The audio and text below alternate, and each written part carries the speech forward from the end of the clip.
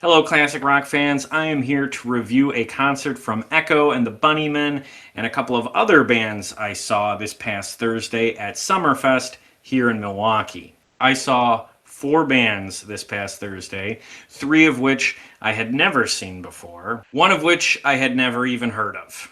Now, the main act I went to see on Thursday was Echo and the Bunnymen, but before we get to them, I'm going to talk about the three other acts that I saw Thursday afternoon. The first was an 80s alternative group called the Dream Syndicate.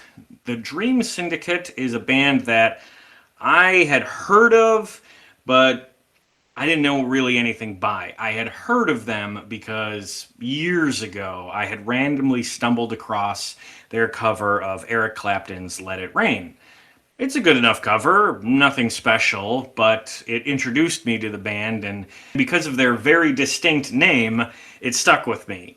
And they've been a band that I've sort of meant to give a listen to, but I just never got around to it. So when I saw that they were playing Summerfest in the afternoon, I thought this would be a good opportunity for me to check them out. So they played at 5:30 at the Generac Power Stage, which is also the stage I would see Echo and the Bunnymen later that night. I did not recognize any of the songs that they played, obviously, because I'm not familiar with them. They did not play that Eric Clapton cover, but they did play a cover of a very obscure song that I was aware of from years ago because of the podcast. They did a cover of a song called See That My Grave Is Kept Clean, which I only know of that song because Bob Dylan did a cover of that for his debut album. That is a very obscure song. All that said, I like the track. I like the Dylan version, and I think it was freaking awesome that the Dream Syndicate did a version for us at Summerfest. Now, I guess they've been on tour playing one of their old albums called The Medicine Show in full, so I think most of the songs we heard at Summerfest were from that record, but they didn't play the record from start to finish. The standout track of the night was what they closed with. It's called John Coltrane Stereo Blues. It's like a 9-minute jam session. In fact, my understanding of this band is that they're like an 80s alternative group, but after seeing them on stage, they struck me much more as like a jam band because they had long instrumental pieces where they were kind of playing off each other. So I think they were a really good pick for an outside festival like Summerfest. There was a lot of people at the stage watching them, and I would guess maybe even a majority of the people watching them might not have been familiar with them, but they were enjoying the music because it was a good sound to sit around and listen to. So yeah, ultimately I had a pretty good experience with the Dream Syndicate. If they come back around, particularly at Summerfest, I think I would check them out again. Okay, after that, my plan was to stick around at that same stage so I could watch Modern English play at 7:30. I've seen Modern English play twice before, but my buddy Chris was more interested in seeing a different artist, a guy named Alejandro Escovedo. So after the Dream Syndicate, we walked over to the Aurora Pavilion to check out Alejandro. Now, my plan was to basically drop Chris off at that stage and head back to the Generac Power Stage so I could watch Modern English, who I have seen before and I like their big hit. But when we got to the Aurora Pavilion, Alejandro was already on stage and already playing, and the music he was playing caught my attention and absolutely knocked me out. And it was only a few minutes into the first song I heard where I thought, oh, I've got to stick around and check this guy out. I've got to hear more. It was heavy guitar music with like a southwestern Texas vibe. Very cool. So I'm not familiar with Alejandro Escovedo at all. My understanding, which I got from Chris, is that this dude is a guitar legend from all the way back in the 70s, but for whatever reason, he never got a record deal until like the 90s. Like, he's someone who would be comparable to like a Carlos Santana, but never got that official shot with a record label until very deep into his career and past the point where he would have a shot at getting like pop success in the same way that Santana did. And that makes some sense to me, given that I had not heard of him before that day. I think the first song we heard that caught my attention was called Bury Me, but a couple of songs later, he did one called Break This Time that totally won me over. It had a keyboard riff in it that sounded very similar to that old Q and the Mysterians song, 96 Tears, and that was the song that made me think, okay, I've got to check out this guy's albums. And unfortunately, I might be kind of meh on the Dream Syndicate because my experience with hearing their music for the first time is totally overshadowed by my experience of hearing Alejandro Escovedo for the first time. I don't want to put the Dream Syndicate down, but if I have to compare them, Alejandro blew them off the stage. Now, even though I was enjoying his set, I still did want to get back to the Generac Power Stage so I could catch the end of Modern English's set, because although I've seen them before, I do like their big hit, I Melt With You. So the last song I heard from Alejandro Escovedo was a song called Something Blue, and before he played the song, he talked about his family history and his music history, basically his life history, and in the course of just 2 minutes, told some fascinating stories about who he's related to, like Sheila E., who did that song from Prince. That's his niece, I guess. And he talked about playing with Santana back in the day and a whole bunch of other like iconic classic rock people. Like he was in that scene. He was a known entity when he was a young man, and he was in a bunch of different bands. But for, again, whatever reason, he just never got that record deal until much, much later. But I thought what he said was really interesting, and if he comes back to Milwaukee, he is absolutely someone I want to see again. So hopefully Summerfest gets him again, but if he plays one of our other venues, I think I would make a point to go see him. He's someone I want to learn about, and I gotta hand it to Summerfest. It's not often that I go to Summerfest and get a discovery out of it. When I go, I'm going with intention, either bands I want to see because I know them and I want to see them again, or I've been meaning to see them.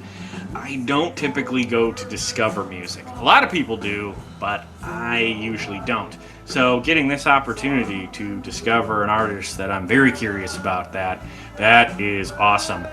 Sort of a rarity for me in Summerfest.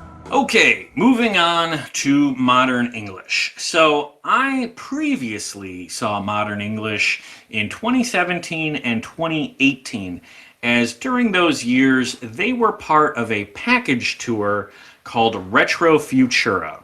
The headliners for the Retro Futura tour I saw in 2017 were Belinda Carlisle and ABC. The headliner for that tour I saw in 2018 was Howard Jones. And I think Modern English was the only band that was on both package tours. But both of those package tours were made up of like 6 artists. From what I remember about Modern English is that they were pretty good. They only got 3 songs, but I enjoyed the set. And their big hit, I Melt With You, absolutely went over really well with the crowd, as it did in 2018. In 2018, they got a little more time on stage. They got to play 5 songs. And I don't really remember any of the other songs besides I Melt With You, which is part of the reason why I wanted to see them again at Summerfest this year, is because I don't recall any of their music really sticking with me from those shows. So I wanted to see them and listen to their songs with fresh ears this year to see if there was more in their catalog that would make me interested to explore more of their work.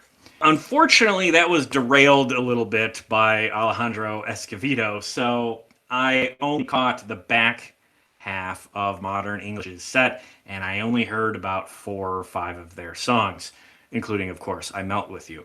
Now, when they performed I Melt With You, that was a massive crowd pleaser, and everybody there got up on their feet and sang along, and it was really fun.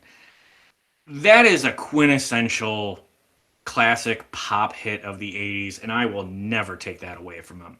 It is such a great song. It is one that you definitely got to have on your 80s party playlists. So all the credit in the world to them for writing and crafting just one of the absolute best 80s pop hits. That's such a great song.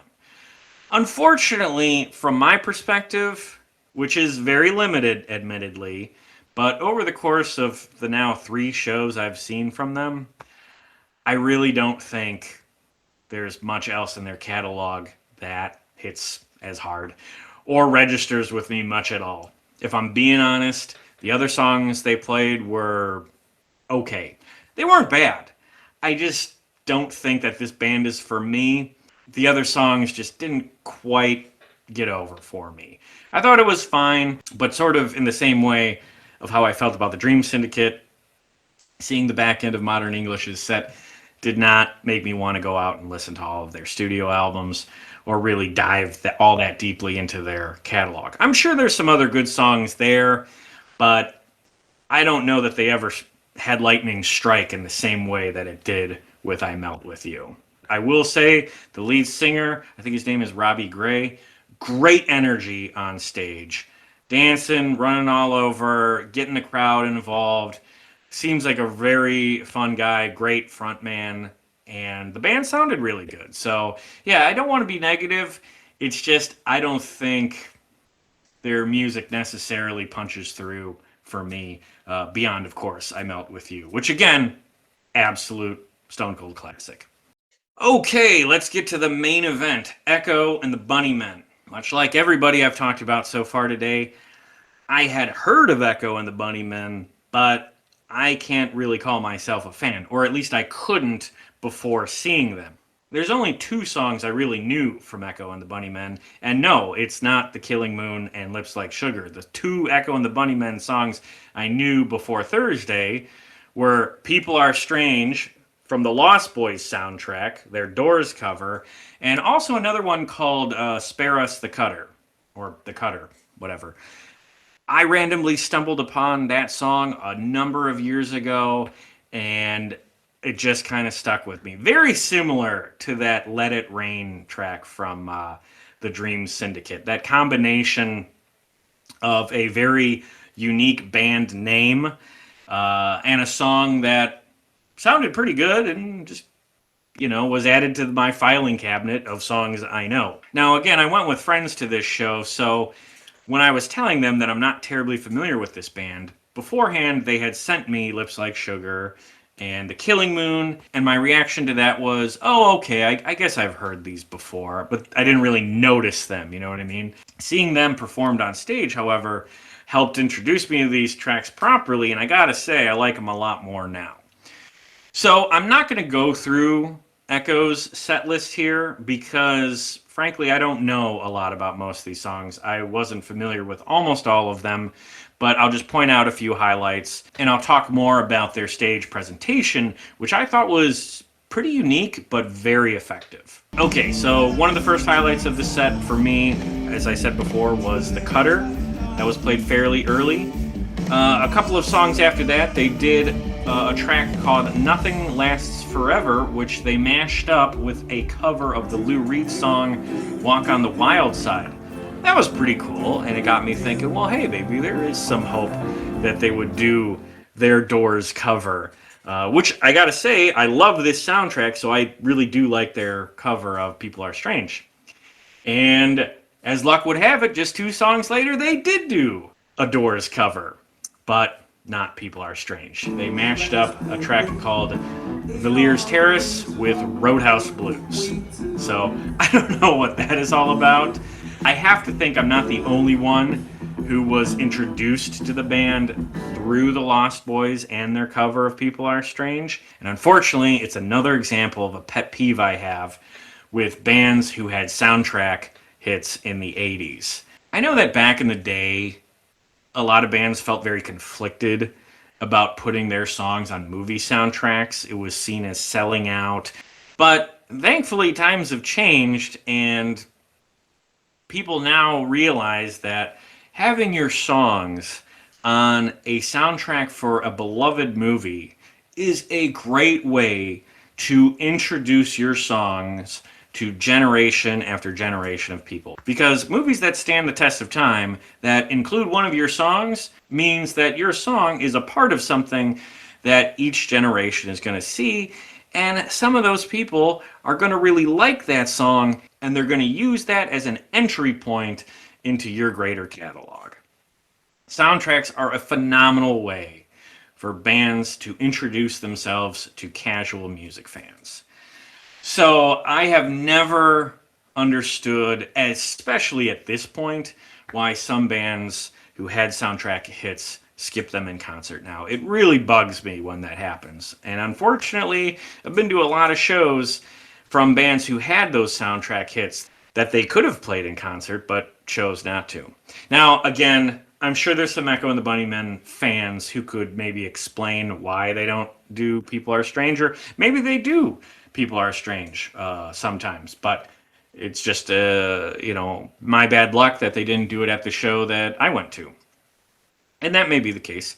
I was just hoping they would play it, and unfortunately they didn't. So that would be my one little mild criticism about their show, is that, as usual, as a fan of music, a fan of live music, I of course have my little set list note criticism, quote unquote. So a little after that, they closed up the show with The Killing Moon, and they encored with Lips Like Sugar. And both of those songs are really good. Now, all that said, I think what most impressed me about Echo and the Bunnymen was actually their presentation. So the lead singer of Echo and the Bunnymen is a guy named Ian McCullough, and I probably mispronounced that. Apologies. What impressed me about Ian is that he stood in the same place on stage like the whole show. And he was wearing this massive overcoat and big dark sunglasses. So he was sort of hard to see. And then you add to that through the whole show, they had a fog machine going, so you have all this smoke billowing across the stage for like the entire show. And then in addition to that, they kept all their video screens off. They just had a big logo of the band behind them. And it is rare when I see a band do that. The only one I can think of offhand who keeps video screens off is someone I mentioned earlier, Bob Dylan. I have no idea what Ian McCullough looks like today, even though I got to see him on stage just a couple of days ago. Again, he was under a massive coat and huge sunglasses and had low lights and smoke all around him, and the video screens were off. But because of the smoke and the lighting and the cool outfit, I didn't mind, because it was a good presentation. He looked cool, and that look fit the music. He had what the kids would call aura. And that's a good thing. It's atmosphere. It's a vibe. And it really fit the music that they played. So I think that was actually my favorite part of the show. So would I see Echo and the Bunnymen again? Yeah, I think so. And I also think that I do need to check out some of their albums, because I guess they're most often compared to groups like The Cure or maybe Depeche Mode. I like The Cure and Depeche Mode, so I'm sure there's some tracks in their catalog that I would enjoy, along with the ones I saw on stage that impressed me. So yeah, I'm glad I got an opportunity to see them. It was kind of this perfect capper of seeing four bands that I had very loose or even non-existent awareness of. These were all bands I knew very little about, all things considered. And two of them knocked me out, Echo and the Bunnymen and Alejandro Escovedo. And then two I would say were perfectly fine, just maybe not my cup of tea, and that was Dream Syndicate and Modern English. I would actually recommend all four, particularly in festival settings. Even though I wasn't very positive about Modern English, I think they actually play really well as part of festival lineups. Same thing with Dream Syndicate. That music lends itself well to sitting with people, sitting with friends, outside, and it's not a bad thing necessarily if there's some ambient crowd noise, because there will be highlights in the set that you'll definitely perk up and pay attention to, even if there are some other songs that don't necessarily get over. Alejandro Escovedo was an absolute discovery for me. I am really happy I got a chance to watch him for part of his show.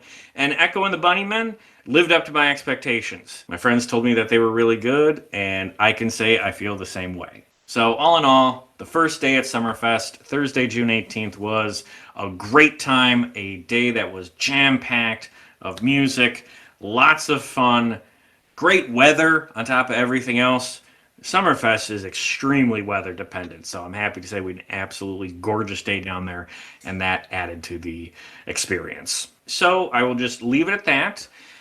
If you enjoyed this review, please check out some of the other videos on this channel in which I do concert reviews. If you're a fan of classic rock, I guarantee I've reviewed a show from a band or artist you enjoy. And I also have more reviews from this year's Summerfest coming up. And if you're a fan of classic rock, please check out the podcast I do. It's all about classic rock, and we've had a lot of guests on this year already. And I would really recommend you check out those episodes. Now, if you've been to Summerfest this year, please tell me about the bands you saw in the comments below. Or if you're in a different state, let me know what concerts you're seeing this summer. Maybe I'm seeing some of the same tours. So, in any case, please also subscribe to this channel and check back for more Summerfest reviews coming up very soon. All right, thanks for watching, and keep rocking. No, it must be killing time.